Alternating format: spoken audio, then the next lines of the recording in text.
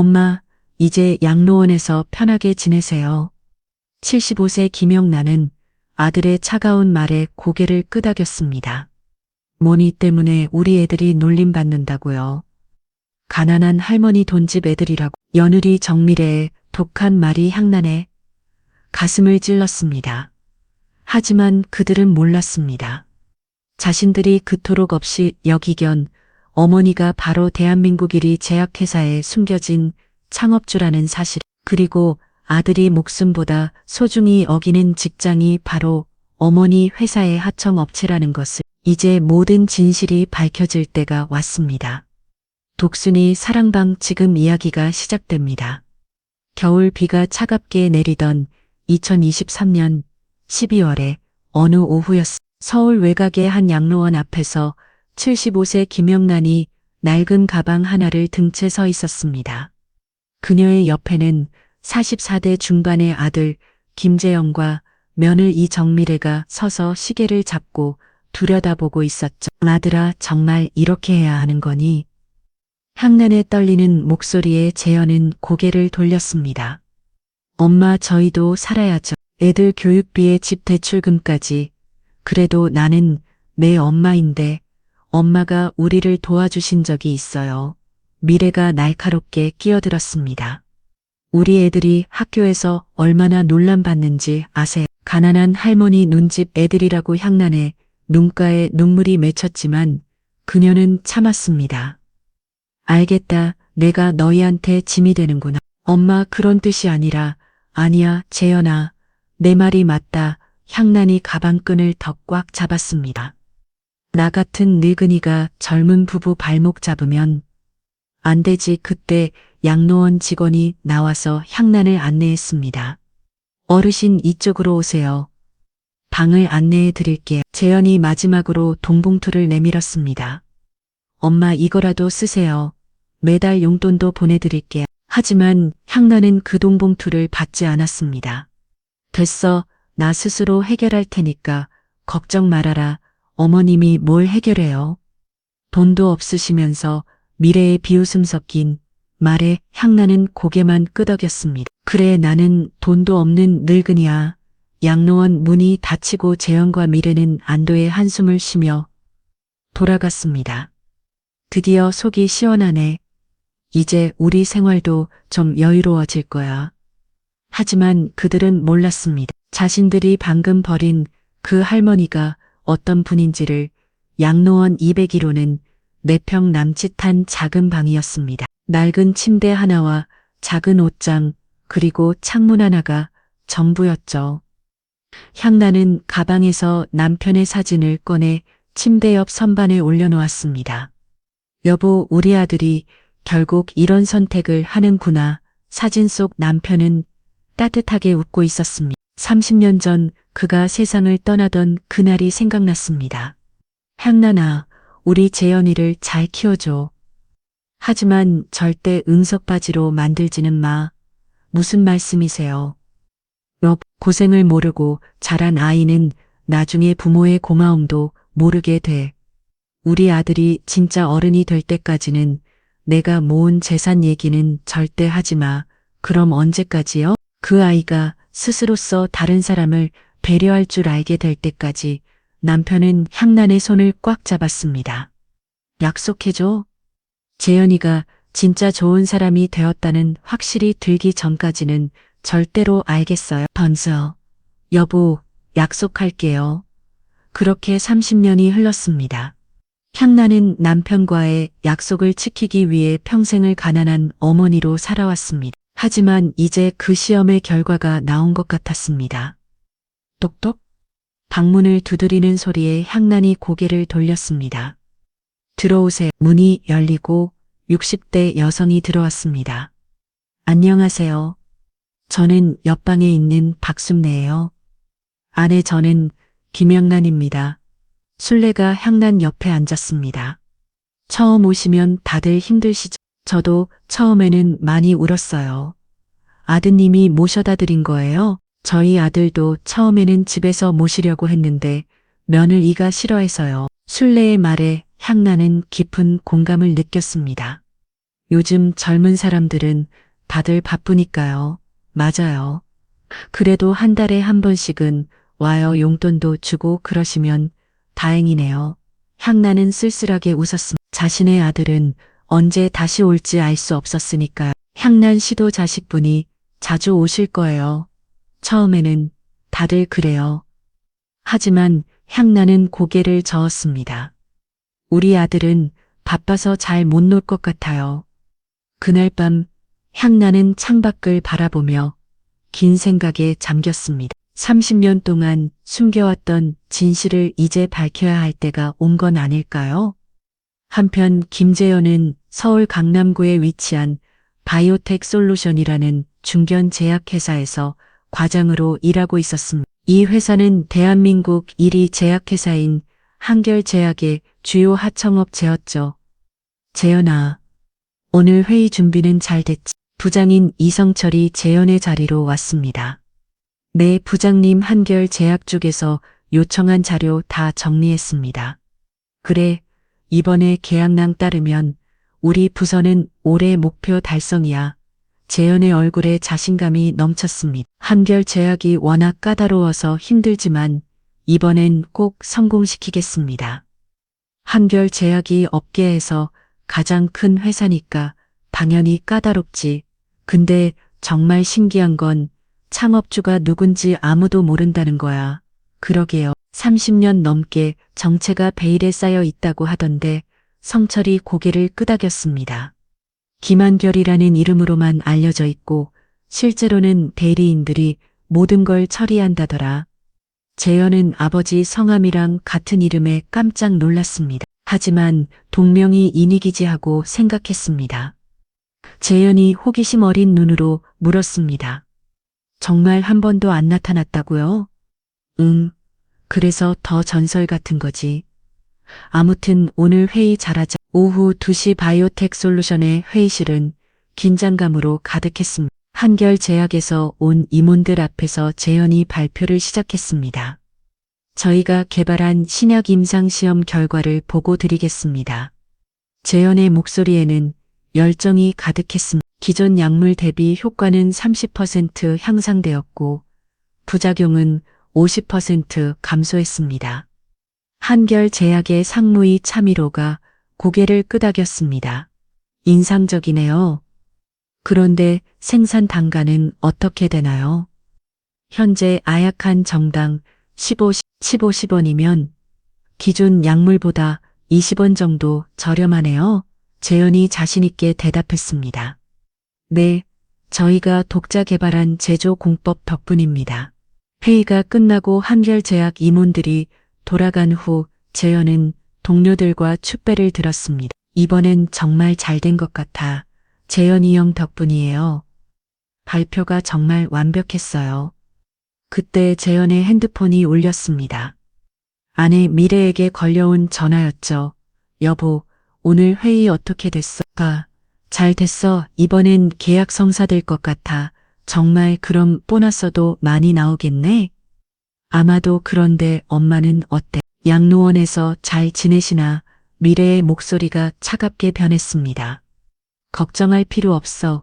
우리가 매달 돈 보내주기로 했잖아. 그래도 한 번 안부전화는. 재현아, 지금 중요한 건 우리 가정이야. 어머니는 이제 전문가들이 돌봐주시니까 걱정 마. 재현은 뭔가 찜찜한 기분이었지만 아내 말에 수긍했습니다.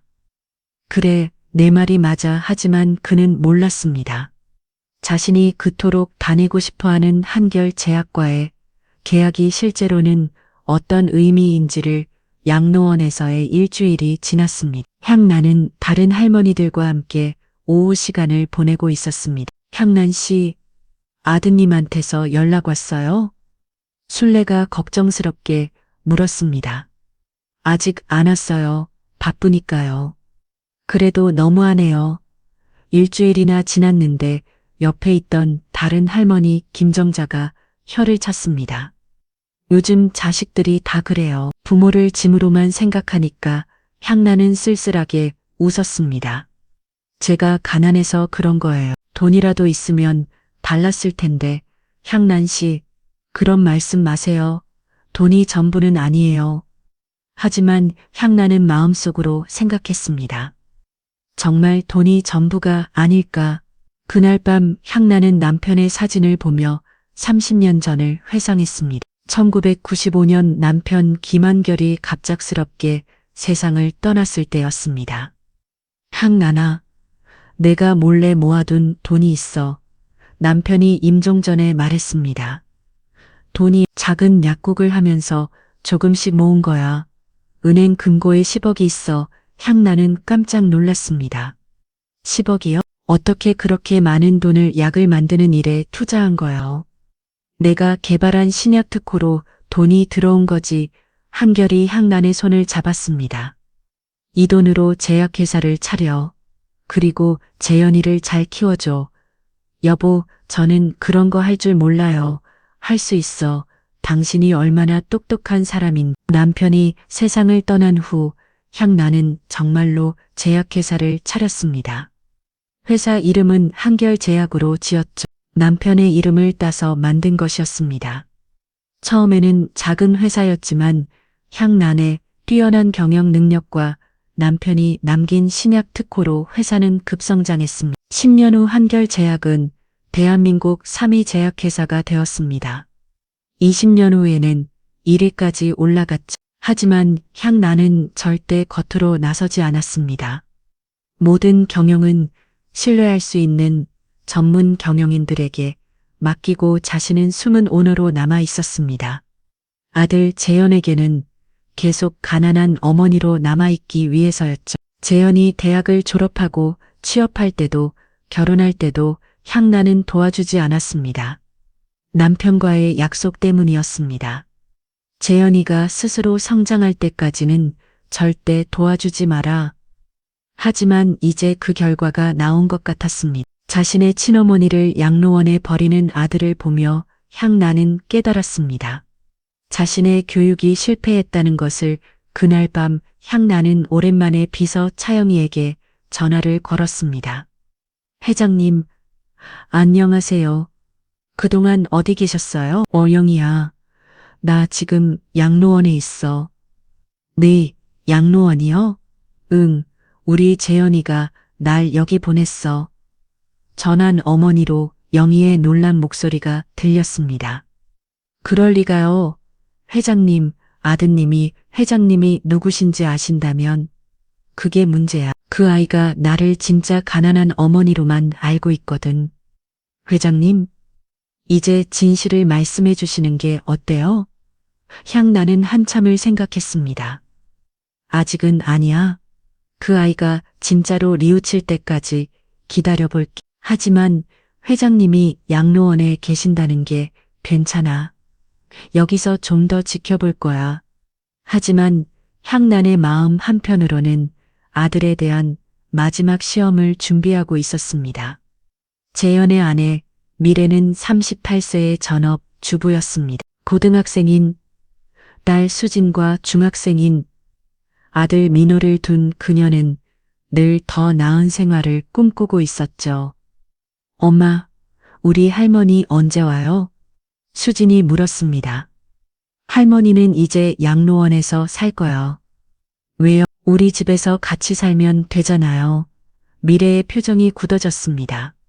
수진아, 할머니는 나이가 많으셔서 전문가들이 돌봐드려야 해. 하지만 할머니가 외로우실 텐데 그럼 말하지 마. 할머니를 위한 일이야. 사실 미래는 시어머니가 집에 있는 것을 견딜 수 없었습니다. 가난한 시어머니 때문에 자신의 체면이 깎인다고 생각했죠. 여보, 오늘 친구들이랑 만나는데 차 좀 빌려줄 수 있어? 재현이 넥타이를 매면 물었습니다. 친구들 누구? 대학 동기들이야. 오랜만에 모임이 있어서 미래가 화장을 하다 말고 돌아갔습니다. 혹시 그 잘나가는 친구들 뭐가 잘나간다고? 최진우, 박상민 그 친구들 말이야. 다들 대기업 임원이고 강남에 집도 있는. 재현이 당황한 표정을 지었습니다. 그래도 내 친구들인데 그 친구들 앞에서 혹시 어머니 얘기 안 하겠다고 약속해. 미래야, 그게 무슨. 재현아, 솔직히 말해. 당신도 창피하잖아. 양로원에 모신 엄마 얘기가 재현은 할 말이 없었습니다. 실제로 친구들 앞에서 어머니 얘기를 꺼내기가 부담스러웠으니까요. 그날 저녁 재현은 대학 동기들과 강남의 한 고급 레스토랑에서 만났습니다. 재현아, 요즘 어떻게 지내? 최진우가 물었습니다. 그는 현재 삼성전자 상무로 일하고 있었죠. 그냥 열심히 살고 있어. 제약회사 다니는다고 했지. 요즘 제약업계 어때? 박상민이 관심 있게 물었습니다. 괜찮. 특히 우리가 한결제약과 거래하고 있어서. 뭐 한결제약? 그거 업계 일이잖아. 응. 이번에 큰 계약 하나 성사시시 예정이야. 친구들이 감탄했습니다. 역시 재현이야. 능력 있어. 재현의 기분이 좋아졌습니다. 그런데 어머님은 요즘 어떻게 지내서 지대원가 물었을 때 재현의 표정이 어두워졌습니다. 엄마는 양로원에서 지내야. 그러시구나. 요즘 부모님을 전문 시설에 모시는 분들이 많던데. 재현이 안도의 한숨을 쉬었습니다. 다행히 친구들이 이상하게 생각하지 않는 것 같았습니다. 전문가들이 돌봐드리니까 오히려 더 좋으실 거야. 하지만 재현의 마음 한 구석에는 여전히 짐짐한 기분이 남아 있었습니다. 집에 돌아온 재현에게 미래가 물었습니다. 오늘 모임 어땠어? 괜찮았어?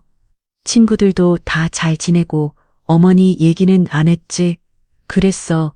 근데 다들 이해하더라. 미래가 만족스러운 표정을 지었습니다. 다행히 내 앞으로도 그런 식으로 해. 그때 수진이 거실로 나왔습니다. 아빠 할머니한테 안부 전화 안 드려요? 수진아 할머니는 바쁘실 거야. 할머니가 뭐가 바쁘요? 양로원에서 뭐 하시는데? 미래가 날카롭게 끼어들었습니다. 수진아 어른 일에 끼어들지 마. 하지만 할머니가 외로우실 텐데 할머니는 거기서 친구들도 사귀시고 재밌게 지내실 거야. 하지만 수진의 마음은 영 편하지 않았습니다. 할머니에 대한 걱정이 계속 마음에 남아 있었죠. 그날 밤 수진은 몰래 할머니께 문자를 보냈습니다. 할머니 저 수진이에요. 잘 지내세요. 보고 싶어요. 하지만 답장은 오지 않았습니다. 향나는 손녀의 문자를 보고 눈물을 흘렸습니다. 하지만 답장을 보내주는 않았습니다. 아직 때가 되지 않았다고 생각했기 때문입니다. 한 달 후 바이오텍 솔루션에는 비상이 걸렸습니다. 한결제약과의 계약이 예상과 달리 지연되고 있었기 때문입니다. 재현아, 한결제약 쪽에서 뭐라고 했어? 이성철 부장이 걱정스럽게 물었습니다. 추가 검토가 필요하다고 하네요. 추가 검토 우리가 제출한 자료에 문제가 있나? 그런 건 아니고 회사 내부 검토 절차가 까다롭다고 합니다. 재현도 답답한 표정이었습니다. 이번 계약이 무산되면 회사 전체가 큰 타격을 받을 상황이었죠. 혹시 다른 업체와 경쟁하고 있는 건 아닐까? 그럴 수도 있겠네요. 한결제약이 워낙 신중하니까 그때 회사 대표인 강민석 사장이 회의실로 들어왔습니다. 모두 모여봐. 중요한 얘기가 있어. 직원들이 모두 회의실로 모였습니다.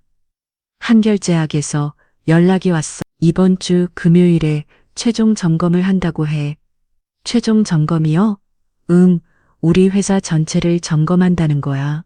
시설부터 시작해서 직원들 면담까지. 재현이 손을 들었습니다. 대표님, 그럼 우리가 특별히 준비해야 할 게 있나요? 일단 회사 전체를 깨끗하게 정리하고 각자 맡은 업무에 대해서 완벽하게 설명할 수 있도록 준비해. 네, 알겠습니다. 하지만 강민석 사장의 표정은 어두웠습니다. 사실 그 얘기는 직원들에게 말하지 못한 비밀이 있었습니다. 회사 재정이 생각보다 좋지 않았고 이번 한결제약과의 계약이 무산되면 회사가 위험할 수 있었습니다. 그날 저녁 재현은 집에 돌아와서 미래에게 상황을 설명했습니다. 이번 계약이 정말 중요한 거 맞아? 이게 성사 안 되면 우리 회사가 어려워질 수도 있어. 미래의 얼굴이 하얗게 변했습니다. 그럼 당신도 위험한 거야? 최악의 경우에는 안 돼. 절대 안 돼. 미래가 재현의 팔을 붙잡았음. 우리 애들 교육비는 어떻게 하고 집 대출은 어떻게 갚아. 미래야 진정해. 아직 결정된 건 아니야. 재현아, 당신이 뭘 해서든 이번 계약은 성사시켜야 해. 재현도 부담을 느꼈습니다. 가족을 부양해야 하는 가장으로서 이번 계약은 정말 중요했습니다. 그날 밤 재현은 잠을 이루지 못했습니다. 문득 양로원에 있는 어머니 생각이 났습니다. 엄마한테 연락이라도 드려볼까? 하지만 곧 그 생각을 떨쳐버렸습니다. 어머니는 가난한 분이니까 이런 일에는 도움이 될 수 없었습니다. 하지만 재현은 몰랐습니다. 자신이 그토록 바라는 한결제약과의 계약이 실제로는 어떤 의미인지를 양로원에서 한 달을 보낸 향나는 이제 다른 할머니들 친해졌습니다. 특히 박술래 할머니와는 친자매처럼 지내고 있었죠. 향난 씨, 오늘도 아드님한테서 연락 안 왔어요? 네, 바쁘나 봐요. 그래도 너무한 것 같아요. 한 달이나 됐는데 향나는 쓸쓸하게 웃었습니다. 사실 재현에게서 연락이 오지 않는 것이 서운하면서도 한편으로는 예상했던 일이었습니다. 그날 저녁 향나는 손녀 수진이에게서 또 문자를 받았습니다. 할머니, 저 이번 주말에 꼭 보러 갈게요. 기다리세요. 이번에는 향난이 답장을 보냈습니다. 고마워 수진아. 할머니도 보고 싶어. 토요일 오후 수진이 양로원을 찾아왔습니다. 15세 소녀가 양로원까지 혼자 찾아온 것을 본 향난은 마음이 쨍했습니다. 할머니 수진이 향난을 꼭 안아주었습니다. 우리 수진이 어떻게 혼자 왔니? 지하철 타고 왔어요.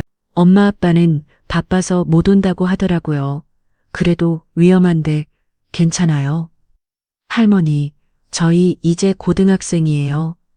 후지는 가방에서 과자와 음료수를 꺼냈습니다. 할머니 드시라고 가져왔어요. 고마워 수진아. 두 사람은 양로원 정원에서 오래된 벤치에 앉았습니다. 할머니 여기서 지내시는 거 어떠세요? 괜찮아. 여기 할머니들도 좋으시고 정말요? 외롭지 않으세요?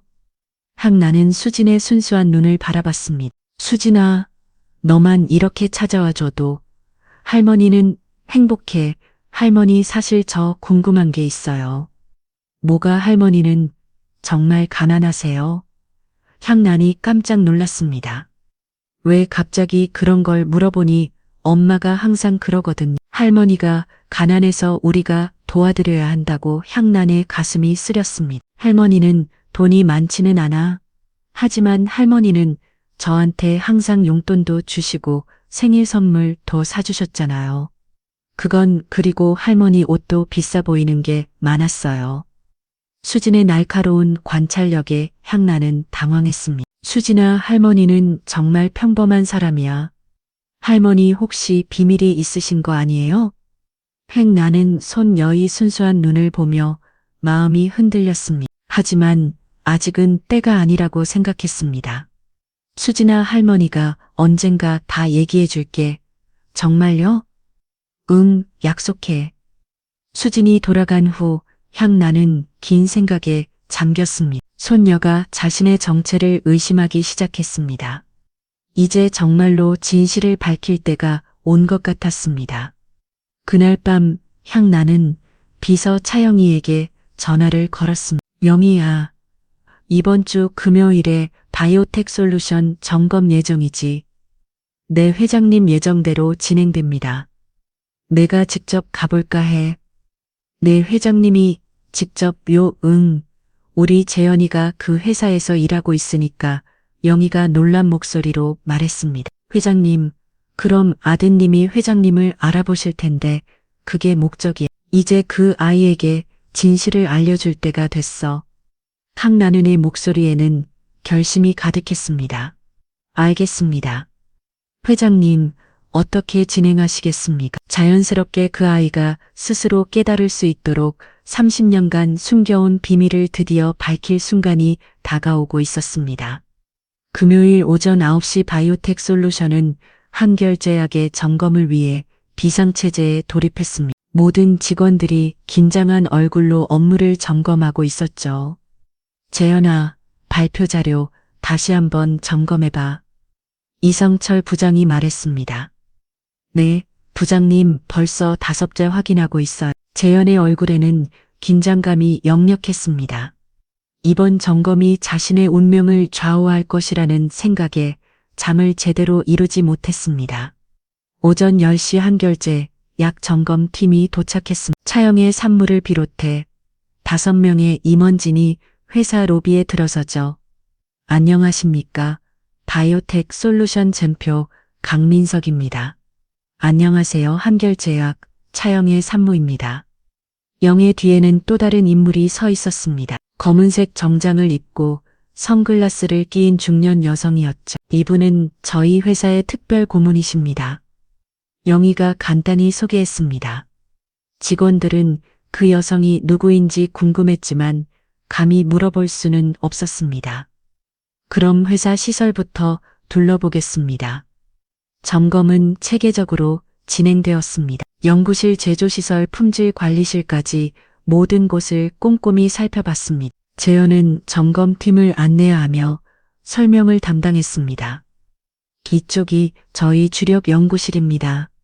재현의 설명에 영희가 고개를 끄겠습니다. 인상적이네요. 시설이 잘 갖춰져 있습니다. 뒤에서 지켜보던 선글라스 끼인 여성은 아무 말이 없었습니다. 하지만 그녀의 시선은 계속 재현에게 머물러 있었죠. 점심시간이 되어 회사 회의실에서 간단한 식사를 했습니다. 김재현 과장님, 5번 신약 개발 프로젝트를 담당하셨다고 들었는데 영희가 재현에게 질문했습니다. 네, 맞습니다. 지난 2년 전 개발해온 프로젝트입니다. 어려운 점은 없었나요? 처음에는 기술적인 어려움이 많았지만 팀원들과 함께 해결해 나갔습니다. 재현이 자신있게 대답했습니다. 가족들의 지원도 큰 힘이 되었겠군요. 영희의 질문에 재현이 잠시 멈췄습니다. 네, 아내와 아이들이 많이 응원해줬습니다. 부모님은 어떠신가요? 아드님이 이런 중요한 일을 하신다는 걸 자랑스러워 하시겠어요. 재현의 얼굴이 어두워졌습니다. 어머니는 연세가 많으셔서 현재 요양시설에서 지내고 계십니다. 아, 그러시군요. 영희가 옆에 선글라스 낀 여성을 슬쩍 쳐다봤습니다. 그 여성의 어깨가 미세하게 떨리는 것이 보였습니다. 오후에는 직원들과의 개별 면담 시간이었습니다. 재현은 마지막 순서로 면담실에 들어갔습니다. 면담실에는 영희와 그 신비한 여성만 앉아 있었습니다. 김재현 과장님, 앉으세요. 재현이 앉아 영희가 질문을 시작했습니다. 이번 프로젝트에 대한 개인적인 소감은 어떤가요? 저에게는 정말 중요한 프로젝트입니다. 성공하면 제 인생이 바뀔 것 같아. 인생이 바뀐다는 건 어떤 의미인가요? 가족들에게 더 좋은 환경을 제공할 수 있을 것 같습니다. 특히 아이들 교육에 더 신경 쓸 수 있을 것 같고요. 어머니에게도 더 좋은 환경을 제공할 수 있겠네요. 재현이 당황한 표정을 지었습니다. 어머니는 지금도 충분히 잘 지지고 계십니다. 하지만 요양시설보다는 가족과 함께 지내시는 게 좋지 않을까요? 그건 복잡한 문제입니다. 재현이 답변을 회피하려 했습니다. 그때 선글라스를 끼는 여성이 처음으로 입을 열었습니다. 재현아, 그 목소리에 재현이 깜짝 놀라 고개를 들었습니다.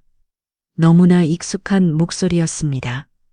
여성이 천천히 선글라스를 벗었습니다. 엄마. 재현의 입에서 작은 소리가 나왔습니다. 눈앞에 앉아 있는 것은 자신이 양로원에 버린 어머니 김영란이었습니다. 하지만 그 모습은 재현이 알던 어머니와는 전혀 달랐습니다. 고급 정장을 입고 화장을 한 모습은 마치 다른 사람 같았죠. 엄마가 왜... 여기에 재현은 혼란스러워했습니다. 영희가 일어서면 정중하게 말했습니다. 김재현 과장님, 정식으로 소개해드리겠습니다. 이분은 한결제약의 창업주이시자 현재 회장이신 김영란 회장님이십니다. 뭐라고요? 재현의 눈이 휘둥그레졌습니다. 회장님이라고요? 우리 엄마가 현란히 천천히 자리에서 일어났습니다. 재현아, 30년 동안 숨겨왔던 이야기를 이제 해줄 시간인 것 같구나. 재현은 꿈을 꾸는 것 같았습니다. 자신이 평생 가난하다고 생각했던 어머니가 한결제약의 회장이라니. 이건 말이 안 돼요. 말이 안 되는 게 아니야. 재현아, 이게 현실이야. 현란의 목소리에는 30년간 참아온 감정이 담겨 있었습니다. 그럼 엄마는 왜 가난한 척을 하신 거예요? 내 아버지와의 약속 때문이었어. 현란이 의자에 다시 앉으며 말했습니다. 아버지가 돌아가시기 전에 나에게 부탁했어. 내가 진짜 어른이 될 때까지는 절대 우리 재산을 알게 해서는 안 된다고. 재현의 머릿속이 복잡했습니다. 그럼 지금까지 엄마가 고생하신 건 다 연기였다는 말이에요? 연기가 아니야. 나는 정말로 너를 기다리며 고생했어. 내가 스스로 성장하기를. 향란의 눈에 눈물이 맺혔습니다.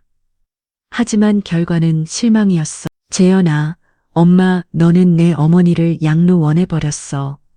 돈이 없다는 이유로 재현의 얼굴이 창백해졌습니다. 지게야 자신이 얼마나 큰 실수를 했는지 깨달았습니다. 엄마, 저는 정말 몰랐어요. 몰랐다고? 그럼 알았다면 달랐을 거라는 뜻이니? 향란의 날카로운 질문에 재현은 할 말을 잃었습니다. 실제로 그랬습니다. 만약 어머니가 부자라는 걸 알았다면 절대 양로원에 보내지 않았을 것입니다. 하지만 그것이 바로 향란이 실망한 이유였습니다. 아들이 자신을 사랑해서가 아니라 돈 때문에 모시려고 했다는 것을. 엄마 죄송해요. 정말 죄송해요. 재현이 고개를 숙였습니다. 이제 와서 미안하다고 해서 뭐가 달라지니? 향란이 일어서면 말했습니다. 30년 동안 기다렸지만 결국 내 아버지의 걱정이 현실이 됐구나. 엄마 기회를 주세요. 제가 정말 달라질게요. 재현아, 기회는 이미 충분히 줬어. 향란이 문 쪽으로 향했습니다. 엄마. 재현이 일어서면 소리쳤지만 향란은 돌아보지 않았습니다. 그녀는 영희와 함께 회의실을 나갔고 재현은 혼자 남겨졌습니다. 충격과 후회가 밀려왔습니다. 자신이 평생 울어버본 한결제약의 회장이 바로 자신의 어머니였다는 사실, 그리고 그 어머니를 자신이 양로원에 버렸다는 사실. 재현은 그 자리에 주저앉아 머리를 감쌌습니다. 부장 진실의 무게향란과 영희가 회사를 떠나며 바이오텍 솔루션은 충격에 빠졌습니다. 재현은 회의실에서 나오지 않았고 다른 직원들은 무슨 일이 있었는지 궁금했습니다. 재현아, 괜찮아? 이성철 부장이 회의실로 들어왔습니다. 재현은 멍한 표정으로 앉아 있었습니다. 부장님, 무슨 일이야?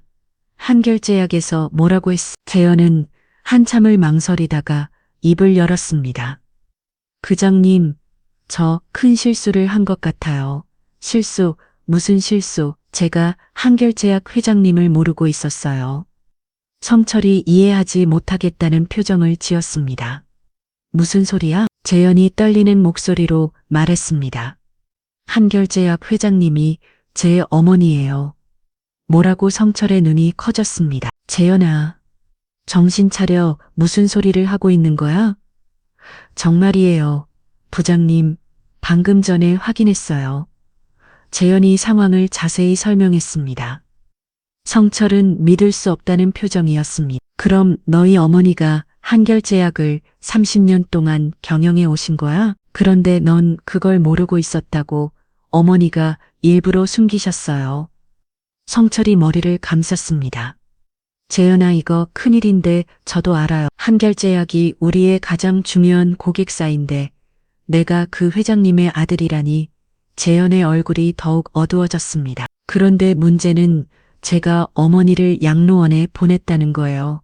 뭐? 성철의 목소리가 커졌습니다. 재현아, 너 정말로 미쳤구나. 죄송해. 부장님, 죄송하다고 들리라. 우리 회사 최대 고객사 회장님을 양로원에 보냈다고. 그때 강민석 대표가 회의실로 급하게 들어왔습니다. 재현 씨 무슨 일인지 얘기 좀 해보세요. 재현은 어쩔 수 없이 대표에게도 상황을 설명했습니다. 강민석 사장은 듣고 있던 자리에서 털썩 앉아봐 버렸습니다. 이건 회사가 망할 수도 있는 일인데, 대표님 재진 씨 당신, 지금 당장 어머님께 가서 용서를 빌어야 해요. 네, 그렇게 하려고 합니다. 아니, 그런데 한결제약 회장님이 정말 당신 어머니가 맞아요? 네, 확실합니다. 강민석이 복잡한 표정을 지었습니다. 한편으로는 황당했지만 다른 한편으로는 기회일 수도 있다고 생각했습니다. 재현 씨 어떻게 해서든 어머님과의 관계를 회복해야 해요. 우리 회사가 살 길이에요. 재현은 고기를 끄덕였지만 마음이 편하지 않았습니다. 대표의 말이 결국 어머니의 돈과 권력 때문이라는 걸 알고 있었기 때문입니다. 그날 저녁 재현은 집에 돌아가서 미래에게 모든 상황을 설명. 뭐라고 어머님이 한결제 약 회장님이라고 미래의 입이 떡 벌어졌습니다.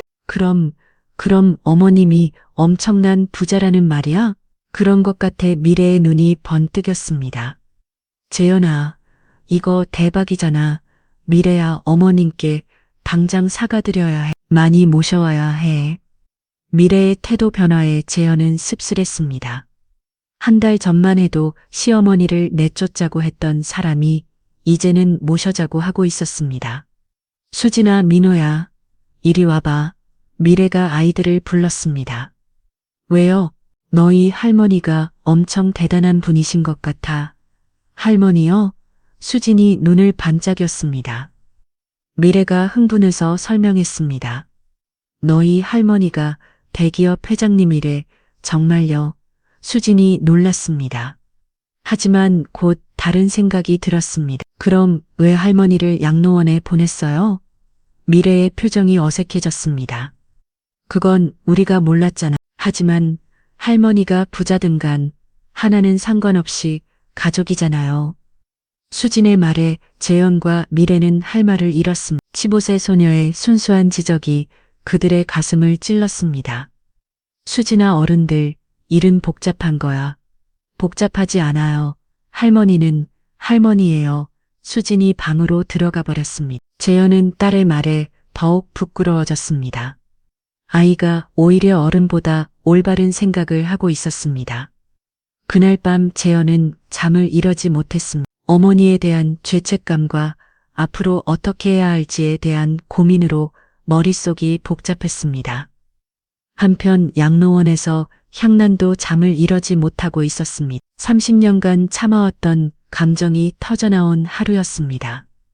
여보, 내가 옳을 일을 한 걸까요? 남편의 사진을 보며 혼자 중얼거렸습니다. 우리 아들이 정말 달라질까요? 하지만 남편의 사진은 답해주지 않았습니다. 향단은 창밖을 바라보며 길게 한숨을 내쉬었습니다. 이제 모든 진실이 밝혀졌습니다. 앞으로 어떤 일이 벌어질지는 재현의 선택에 달려 있었습니다. 시장 아들의 각성. 다음 날 토요일 재현은 새벽부터 양로원으로 향했습니다. 한 달 만에 처음 찾아가는 길이었죠. 양로원 입구에서 재현은 한참을 망설였습니다. 어떤 말로 어머니께 사과해야 할지 모르겠었습니다. 안녕하세요. 201호 김영란 어르신 면회 왔는데요. 아내 성함이 어떻게 되세요? 김재현입니다. 아들이에요. 직원의 표정이 미묘하게 변했습니다. 향란이 어떤 분인지 이제 양로원 직원들도 알고 있었기 때문입니다. 잠깐만요.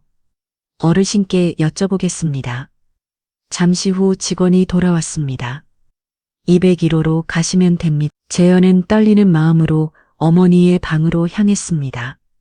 똑똑, 엄마, 저예요. 재현이요.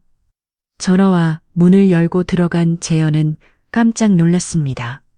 어머니의 방이 완전히 바뀌어 있었기 때문입니다. 고급 가구와 꽃들로 꾸며져 있었고 향란은 우아한 옷을 입고 앉아 있었습니다. 앉아라. 향란이 목소리는 차가웠습니다. 엄마 어제 놀랐지?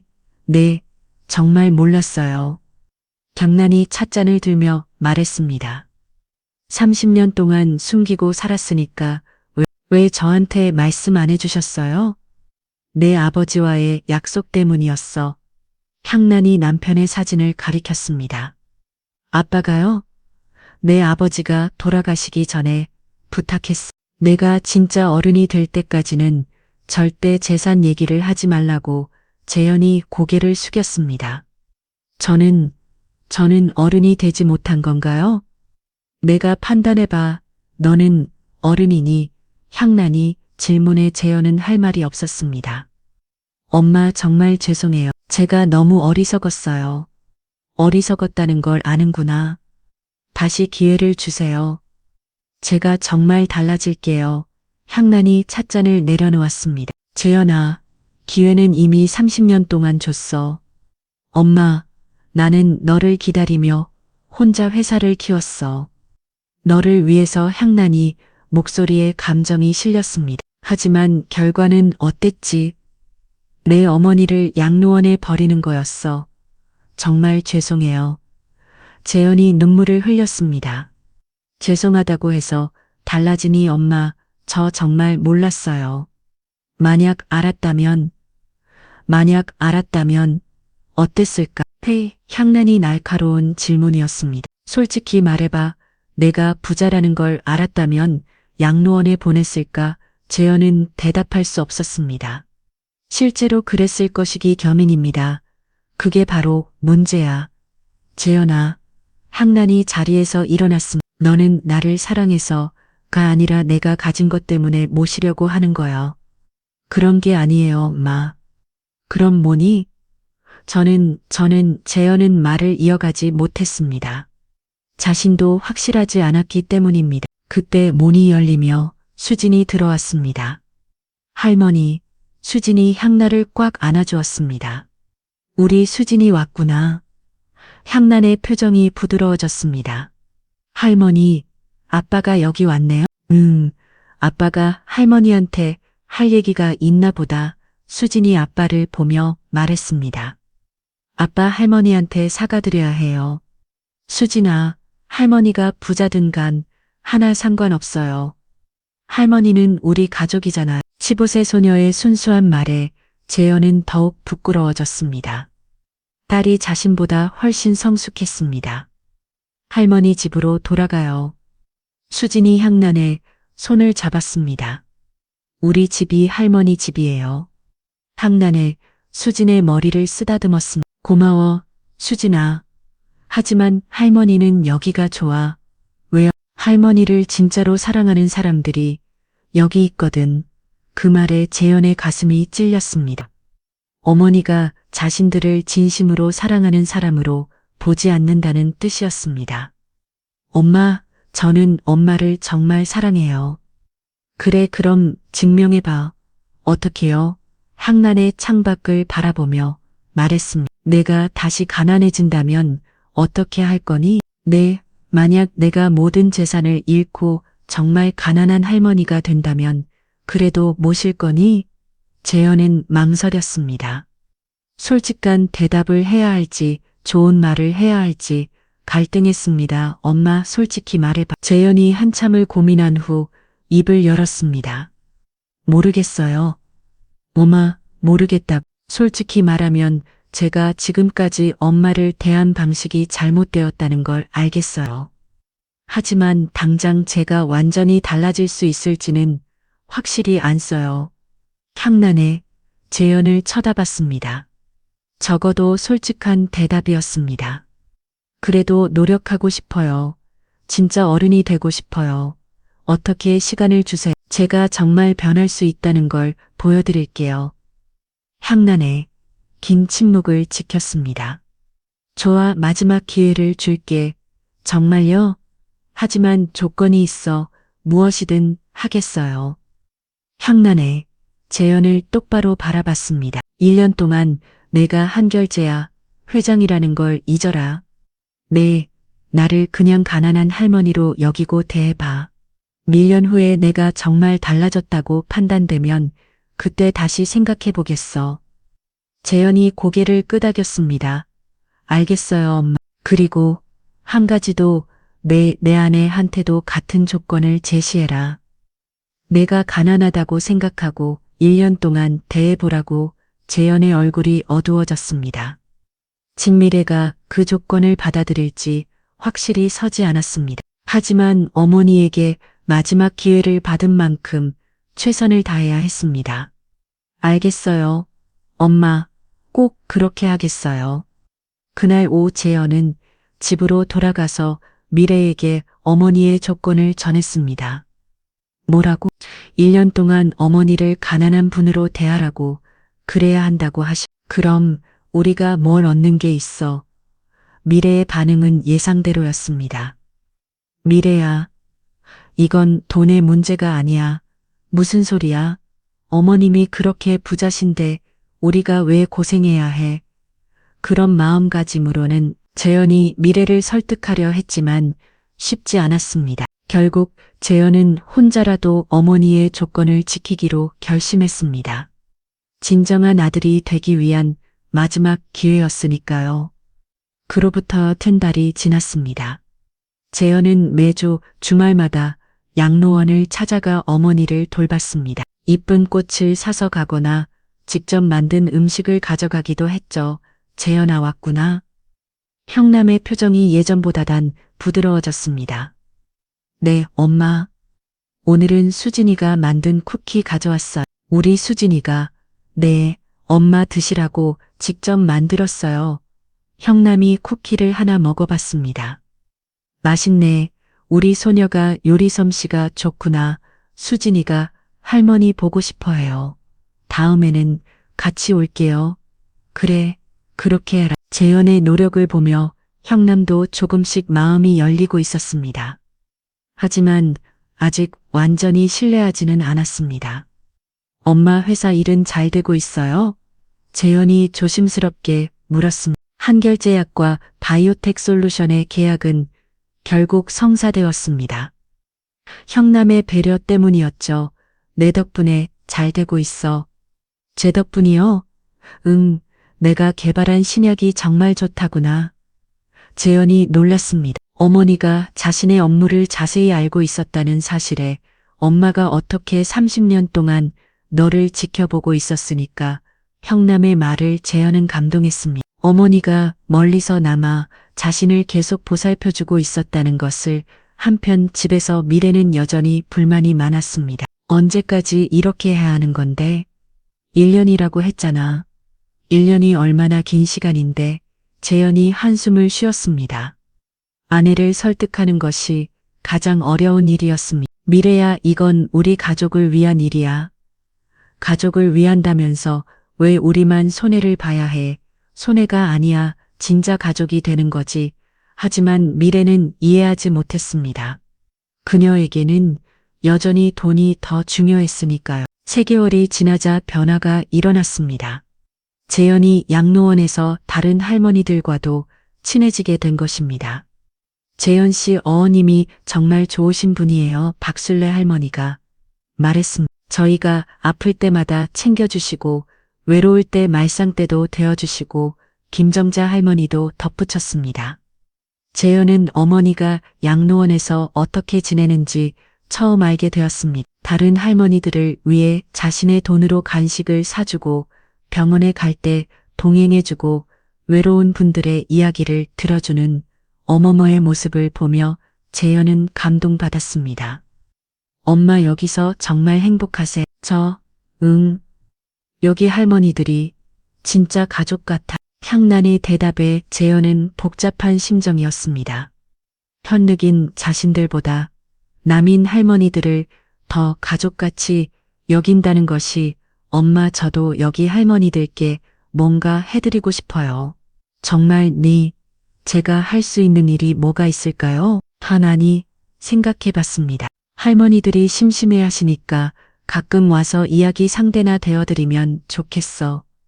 그렇게 할게요. 그날부터 재현은 양로원의 다른 어르신들과도 시간을 보내기 시작했습니다. 어르신들의 옛날 이야기를 들어드리고 가끔은 함께 산책도 했습니다. 재현 씨 고마워요. 우리 아들은 1년에 한 번도 안 오는데 한 할머니의 말에 재현은 가슴이 아팠습니다.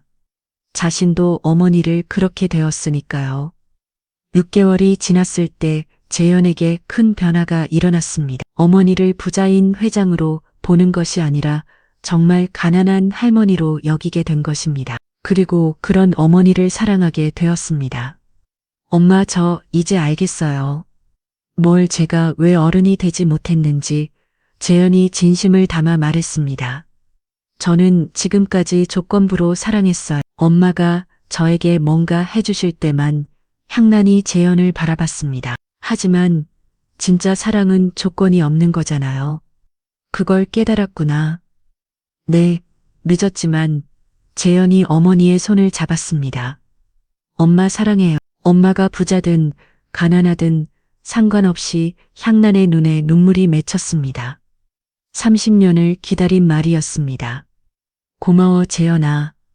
제가 고마워해야죠. 이런 아들을 포기하지 않고 기다려주셔서 그날 밤 향란은 남편의 사진을 보며 말했습니다.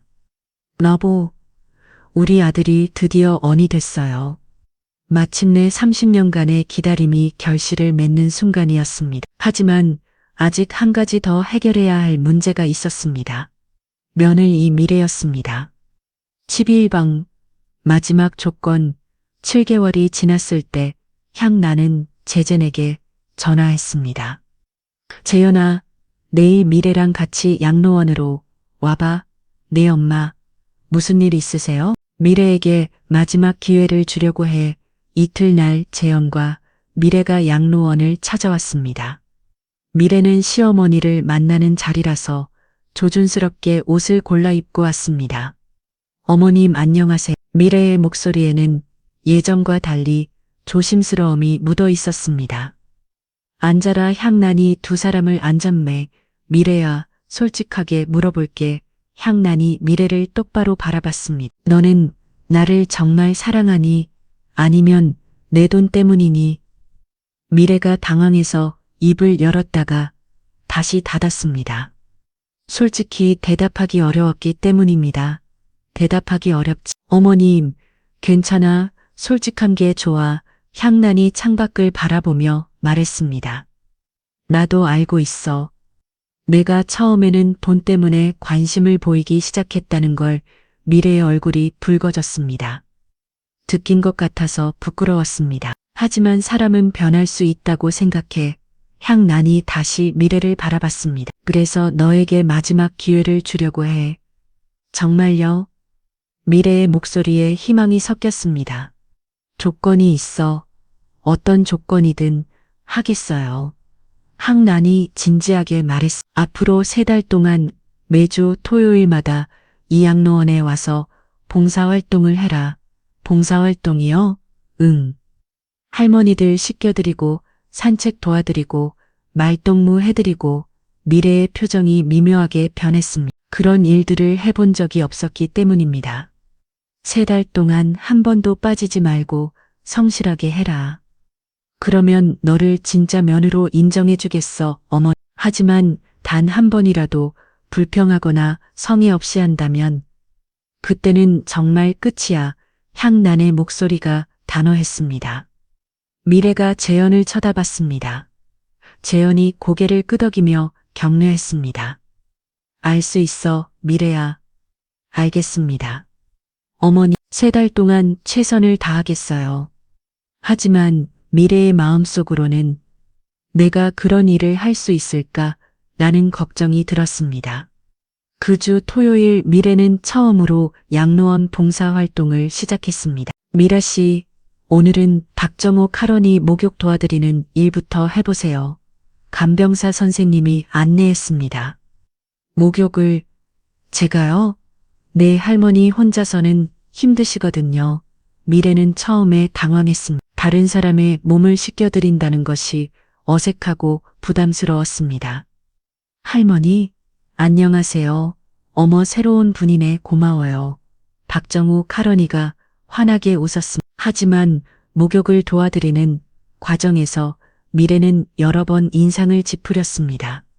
이런 일을 내가 왜 해야 하지? 정말 힘들다. 할머니가 보지 않을 때 한숨도 쉬었습니다. 며느리 씨 고생이 많네요. 정욱 할어니가 미래의 손을 잡았습니다. 아, 네, 괜찮습니다. 미래는 억지로 웃으며 대답했습니다. 오후에는 김순자 할머니의 산책을 도왔습니다. 며느리 씨 힘드시죠? 아니에요, 할머니. 하지만 미래는 속으로 생각했습니다. 언제 끝나나 시간이 안 가네. 집에 돌아온 미래는 재현에게 투덜거렸습니다. 정말 힘들어. 이런 일 해본 적이 없어서 고생했어. 하지만 좋은 일하는 거잖아. 3달이 정말 길 것 같아. 두 번째 주도 여전히 어색했습니다. 며느리 씨, 오늘은 어떤 일 도와드릴까요? 저 뭐든지 시키시는 대로 하겠습니다. 미래는 여전히 소극적이었습니다. 처음에 올 때와는 완전히 다른 사람 같아. 사람은 변할 수 있는 거구나. 향란이 중얼거렸습니다. 그런데 향란 씨는 정말 여기서 계속 살 거야? 왜 가족들이 그렇게 애타게 기다리는데 수일내의 말을 향란이 생각에 잠겼습니다. 정말 어떻게 해야 할까요? 여기 할머니들도 가족 같고 아들 가족도 이제는 진짜 가족 같았습니다. 그날 밤 향란은 남편의 사진을 보며 말하네. 여보, 어떻게 해야 할까요? 우리 아들이 드디어 어른이 됐는데 이제 어떻게 살아야 할까요? 사진 속 남편은 여전히 따뜻하게 웃고 있었습니다. 당신이라면 뭐라고 하실까요? 향란은 오랫동안 남편의 사진을 바라봤습니다. 마치 남편의 목소리가 들리는 것 같았습니다. 이제 행복하게 살아 향란아. 다음 주 향란은 영희를 양로원으로 불렀습니다. 회장님 부르셨어요? 영희야, 중요한 결정을 해야 할 것 같아. 무슨 결정이요? 향란이 창밖을 바라보며 말했습니다. 회사의 말이야. 아, 내가 이제 나이가 많아서 회사 경영을 직접 하기 어려워졌어. 영희가 걱정스러운 표정을 지었습니다. 회장님, 건강에 이상이라도 있으신가요? 건강은 괜찮아. 하지만 마음이 변했어. 마음이요? 이제는 가족과 함께 시간을 보내고 싶어. 영희가 이해했다는 듯 고개를 끄덕였습니다. 그럼 어떻게 하시겠어요? 회사 경영권을 전문 경영진에게 완전히 맡기려고 해. 네, 그게 좋겠어요. 그리고 내 집은 재현이에게 물려주려고 해. 영희가 놀랐습니다. 아드님에게요? 하지만 조건이 있어. 어떤 조건인가요?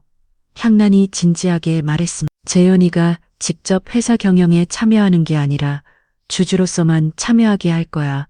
아, 그렇게요. 그리고 수익의 일정 부분은 계속 사회에 기부하도록 하고. 영희가 감탄했습니다.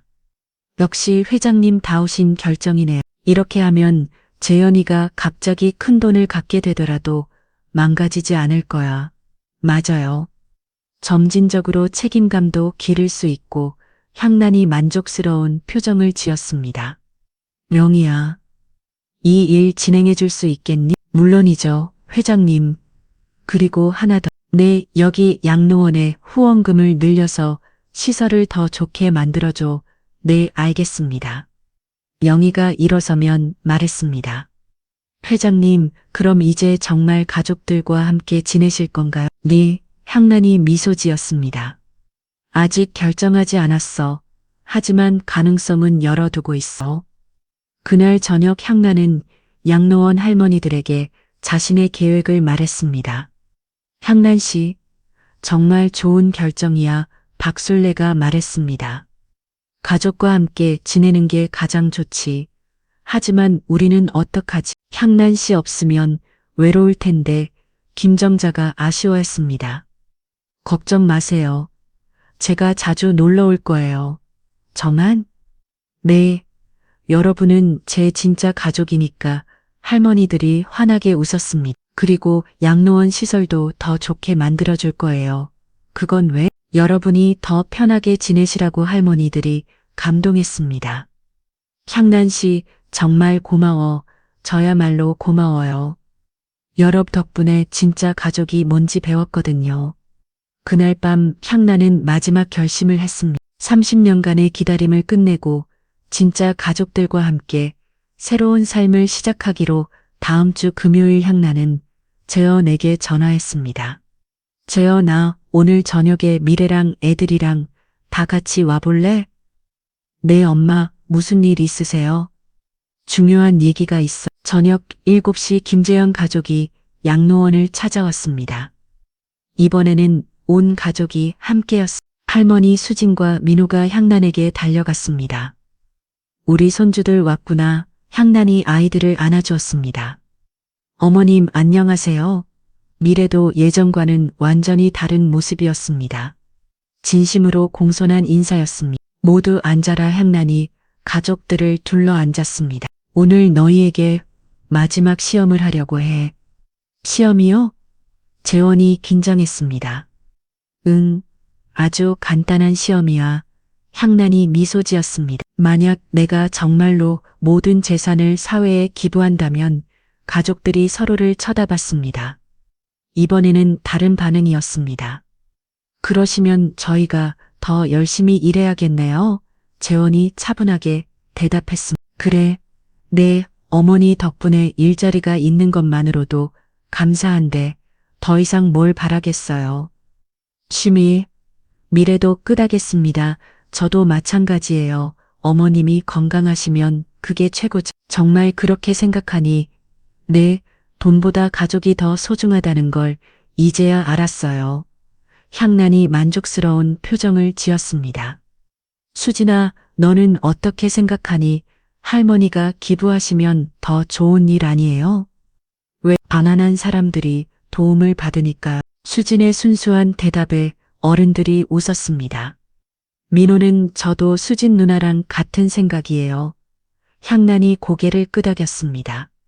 저와 모두 합격이야. 합격이요? 응. 너희가 드디어 진짜 가족이 됐어. 향란이 일어서면 말했습니다. 사실 나는 재산을 기부할 생각이 없어. 네, 재현아, 너에게 물려주려고 해. 재현이 놀랐습니다. 저에게요? 하지만 조건이 있어. 어떤 조건인가요? 향란이 진지하게 말했습니다. 첫째, 너는 회사 경영에 직접 참여하지 마라. 전문가들에게 맡겨. 네, 알겠습니다. 둘째, 수익의 절반은 계속 사회에 기부해라. 당연히 그렇게 하겠습니다. 셋째, 절대 돈 때문에 가족을 잃지 마라. 재현이 고개를 끄덕였습니다. 약속드릴게요. 엄마, 향란이 미래를 보며 말했습니다. 미래야, 너도 약속해 줄 수 있겠니? 네, 어머님. 제가 돈 때문에 가족을 소홀히 했던 일은 다시 없을 거예요. 향란이 만족스러워했습니다. 그럼 이제 마지막 질문이요. 네, 어머님. 나를 집으로 모셔갈 거니? 재현과 미래가 동시에 대답했습니다. 물론이죠. 아이들도 기뻐서 소리쳤습니다. 할머니가 집으로 와요? 우리 집으로 갈까 해. 와, 드디어 수진과 민호가 기뻐서 뛰어다녔습니다. 향란의 눈에 눈물이 맺혔습니다. 30년을 기다린 순간이었습니다. 드디어 진짜 가족이 되었습니다. 한 달 후 향란은 양로원을 나와 아들네 집으로 돌아갔습니다. 하지만 이번에는 완전히 다른 분위기였습니다. 어머님, 여기가 어머님 방이에요. 미래가 정성껏 꾸민 방을 안내했습니다. 우와, 정말 예쁘네. 향란이 감탄했습니다. 어머님 취향에 맞게 꾸무사요. 고마워. 미래야, 할머니, 이건 제가 만든 거예요. 수진이 선수 만든 액자를 보여줬습니다. 가족 사진들을 예쁘게 꾸며놓았습니다. 우리 수진이 솜씨가 좋네. 할머니, 저는 이거 만들었어요. 미녀도 자신이 만든 책가에 피를 내밀었습니다. 고마워. 우리 손주들. 향란이 아이들을 안아주었습니다. 그날 저녁 온 가족이 함께 저녁을 먹었습니다. 엄마, 음식이 정말 맛있어요. 재현이 진심으로 말했습니다. 어머님이 직접 만드신 거예요? 미래가 놀랐습니다. 너희가 좋아할 만한 걸로 해봤어. 감사해요. 어머니 미래의 진심 어린 감사의 향난이 웃었습니다. 할머니 내일은 뭐 하세요? 수진이 물었습니다. 내일 양로원의 할머니들 만나러 가려고 해. 저도 같이 가도 돼요? 정말 그럴까? 네, 할머니들께 인사드리고 싶어요. 미녀도 말했습니다. 저도 가고 싶어요. 향난이 기뻤습니다. 손주들이 자신의 친구들에게 관심을 보이다니, 그럼 내일 다 같이 가자. 좋아요. 아이들이 기뻤었습니다. 다음 날 향난은 가족들과 함께 양로원을 찾아갔습니다. 향난 씨 박술래가 반가워했습니다. 술래 씨 안녕하세요. 이분들이 가족분들이구나. 네, 제 아들 며느리 그리고 손주들이에요. 안녕하세요. 할머니. 수진이 정중하게 인사했습니다. 어머 정말 예쁘다. 술래가 수진을 쓰다듬었습니다. 할머니님, 이거 드세요. 민호가 준비해온 과자를 내밀었습니다. 고마워 착한 아이구나. 할머니들이 아이들을 무척 예뻐했습니다. 향난 씨 가족들이 정말 좋아 보여.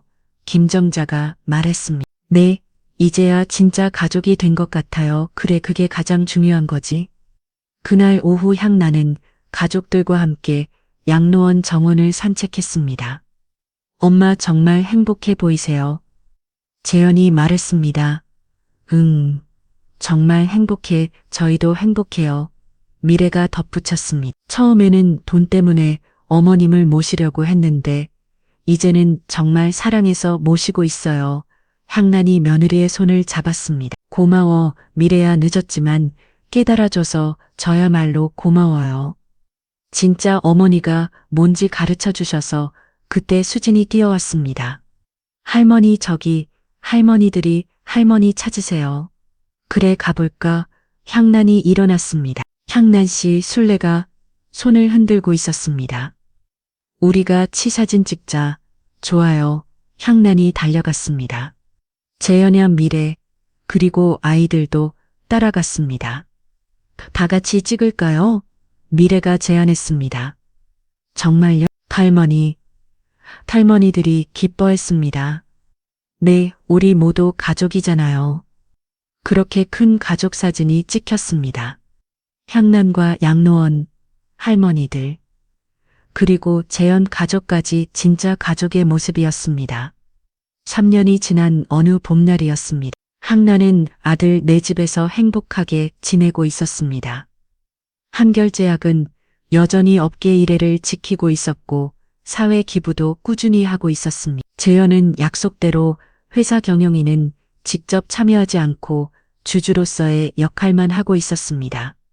할머니 이거 보세요. 수진이 대학 합격 통지서를 들고 뛰어왔습니다. 우와, 우리 수진이가 서울대의 사회복지학과에 합격했어요. 향난이 기뻤습니다. 손녀가 남을 돕는 일을 하고 싶어 한다니 할머니처럼 좋은 일하고 싶어요. 그래 멋진 꿈이구나. 민호도 고등학생이 되어 의젓해졌습니다. 할머니, 저는 의사가 되고 싶어요. 의사? 네, 가난한 사람들 무료로 치료해주는 의사요. 향난이 감동했습니다. 손주들이 모두 따뜻한 마음씨를 가지고 있었습니다. 우리 손주들이 정말 자랑스러워. 재현과 미래도 많이 변했습니다. 재현은 여전히 바이오텍 솔루션에서 일하며 성실하게 살아가고 있었습니다. 미라는 자원봉사 활동에 적극적으로 참여하며 보람찬 일상을 보내고 있었습니다. 어머님, 오늘도 양로원 가세요? 응, 할머니들 얼굴 보러 가야지. 향난은 일주일에 3번씩 양로원을 방문해 할머니들과 시간을 보냈습니다. 저도 같이 갈게요. 미래가 말했습니다. 이제는 며느리도 양로원 봉사 활동을 함께 했습니다. 할머니들이 어머니 모시는 날만 기다려요. 그래, 내 어머님이 오시면 분위기가 완전히 달라져요. 향난이 뿌듯했습니다. 그날도 양로원에 가서 할머니들과 즐거운 시간을 보냈습니다. 향난 씨 정말 행복해 보여. 수레가 말했습니다. 정말 행복해. 가족들과 잘 지내니? 네, 정말 잘 지내고 있어요. 다행이야. 처음에 얼마나 걱정했는데 향난이 오셨습니다. 모든 게 잘 됐어요. 늦었지만 그날 저녁 온 가족이 모여 저녁을 먹었습니다. 할머니 오늘 양로원에서 뭐 하셨어요? 수진이 물었습니다. 할머니들이랑 옛날 얘기하고 함께 산책도 하고 재미있으셨어요. 정말 재밌었어. 저도 다음에 같이 가고 싶어요. 그럼 이번 주말에 같이 가자. 좋아요. 민호도 말했습니다. 저도 갈래요. 할머니들께 맛을 보여드릴게요. 우리 민호가 맛을 할 줄 알아. 네, 학교에서 배웠어요. 가족들이 웃으며 대화를 나누었습니다. 향나는 그 모습을 바라보며 감사한 마음이 들었습니다. 30년을 기다린 보람이 있었습니다. 여보, 향난이 마음 쏟고 남편에게 말했습니다. 우리 아들이 진짜 어른이 됐어요. 그리고 우리에게 정말 좋은 가족이 생겼어요. 창밖으로 따뜻한 봄바람이 불어왔습니다. 마치 남편이 답해주는 것 같았습니다. 수고했어, 향난아. 이제 정말 행복하게 살아. 향난의 얼굴에 환한 미소가 번졌습니다. 진짜 행복한 가족을 만들어낸 기쁨이었습니다. 그리고 이 행복은 계속될 것입니다. 진심으로 서로를 사랑하는 가족이 되었으니까요. 이 이야기는 여기서 끝납니다. 돈이 아닌 진심으로 가족을 사랑하는 법을 배운 김재현 가족의 이야기였습니다. 때로는 시간이 걸리더라도 진심은 통한다는 것을 보여준 따뜻한 이야기였죠. 여러분도 가족을 조건 없이 사랑하고 계신가요? 돈이나 이익보다는 마음으로 서로를 아끼고 계신가요? 진짜 가족의 의미를 다시 한번 생각해보는 시간이 되셨기를 바랍니다. 오늘 이야기 어떠셨나요? 혹시 끝까지 함께 해주신 분이 계시다면 잘 들었다고 댓글 하나만 남겨주세요. 여러분에게도 따뜻하고 빛나는 날들이 찾아올 거예요.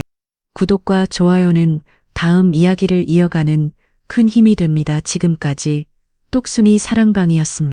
더 따뜻하고 힐링되는 이야기로 다시 찾아볼게요. 편안한 하루 보내세요. 감사합니다.